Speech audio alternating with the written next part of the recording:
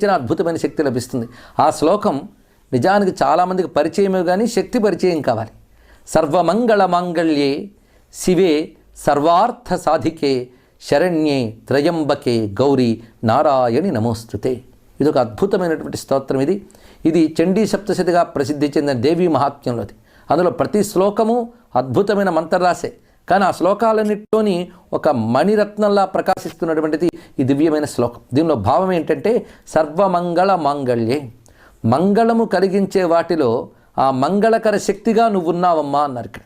అంటే సృష్టిలో మనకు ఆనందం కలిగిస్తోంది, మంచి కలిగిస్తోందని వస్తువుని స్వీకరిస్తామని, అంటే దానిలో ఆనందము మేలు కలిగించే శక్తి ఏదో ఉందన్నమాట. ఆ శక్తి అమ్మవారు. అటువంటి తల్లి నీకు నమస్కారము అని తెలిసి ఒక్క నమస్కారం చేస్తే ఇందులో చెప్పిన ప్రయోజనాలన్నీ మనకు లభిస్తాయి. అటువంటి వారికి అన్ని మంగళములే కలుగుతాయి. ఇది అమ్మవారి మంత్రాల్లోకెల్లా మహామంత్రంగా భావించి